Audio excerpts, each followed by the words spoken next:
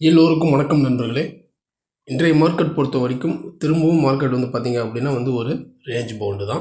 ஃப்ளாட்டாக வந்து பார்த்திங்க அப்படின்னா ஒரு -5 பாயிண்ட் வந்து சரிவடைஞ்சு முடிவடைஞ்சிருக்கு.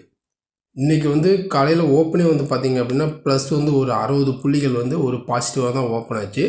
ஓப்பனான மார்க்கெட் வந்து இன்ட்ராடே ஹை வந்து 24,180 வரைக்கும் மேலே போயிட்டு லோ வந்து 24,050 வரைக்கும், லோ வந்துட்டு க்ளோசிங் வந்து 24,070 வந்து க்ளோஸ் வச்சுருக்கு.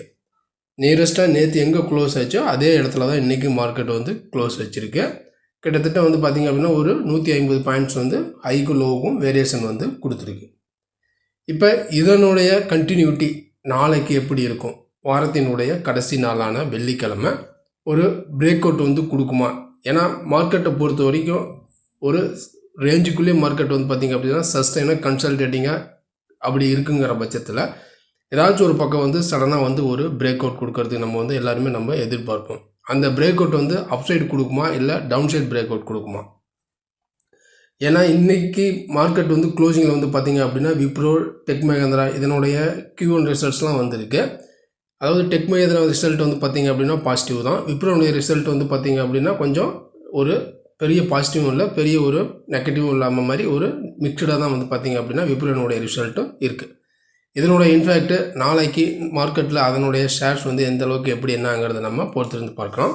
இப்போ நாளைக்கான நிஃப்டியினுடைய லெவல்ஸ் நம்ம பார்த்தோம் அப்படின்னா, ஏன்னா திரும்பவும் மார்க்கெட் வந்து பார்த்திங்க அப்படின்னா இந்த 24லேருந்து 24,200 இந்த ரேஞ்சுக்குள்ளேயே தான் வந்து இருக்குது.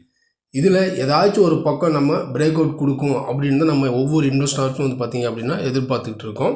நாளைய மார்க்கெட் பொறுத்த வரைக்கும் 24,000 உடைச்சா மட்டும்தான் நம்ம வந்து பார்த்திங்க அப்படின்னா செல்லிங்கை வந்து கன்சிடர் பண்ணணும். திரும்ப இந்த லெவல்ஸை உடைச்சிருச்சு அப்படின்னா அடுத்தது 23,800 வரைக்குமே சான்சஸ் வந்து இருக்குது. அப்படி இன்கேஸ் 24,200க்கு மேலே மார்க்கெட் வந்து சஸ்டெயினாக இருக்குது, இந்த லெவலுக்கு மேலே மார்க்கெட் வந்து சஸ்டெயினாக இருக்குது அப்படிங்கிற பட்சத்தில் நம்ம அடுத்தது வந்து பார்த்திங்க அப்படின்னா 300, 350, 400 வரைக்கும் போகிறதுக்கும் சான்சஸ் வந்து நிறையவே இருக்குது. ஏன்னா மார்க்கெட்டில் வந்து பார்த்திங்க அப்படின்னா இந்த மாதிரி ஒரு கன்சல்டேட்டிங்காக ட்ரேட் ஆகிட்டு இருக்குங்கிற பட்சத்தில் ஏதாச்சும் ஒரு பக்கம் வந்து கண்டிப்பாக வந்து பிரேக் அவுட் கொடுக்கும்.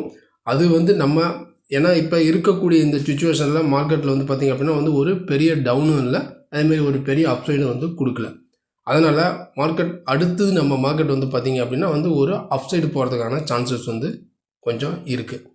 அது இந்த 24,200க்கு மேலே மார்க்கெட் சஸ்டெயினாக பிரேக் வச்சிருச்சு அப்படின்னாவே நம்ம ஒரு அப்சைடுக்கான சான்சஸ் வந்து நிறையவே இருக்கிற மாதிரி தான் இருக்குது. அது எந்த அளவுக்கு என்ன அப்படிங்கிறத நம்ம பொறுத்திருந்து பார்க்கலாம். அதுக்கு முன்னாடி இந்த வீடியோ உங்களுக்கு பிடிச்சிருந்துச்சுன்னா நம்ம சேனலுக்கு வந்து சப்போர்ட் பண்ணுங்கள், லைக் பண்ணிட்டு சப்ஸ்கிரைப் பண்ணுங்கள், கூடவே பெல் ஐக்கானையும் கிளிக் பண்ணுங்கள். நம்ம அடுத்த ஒரு வீடியோவில் சந்திக்கலாம். நன்றி, வணக்கம்.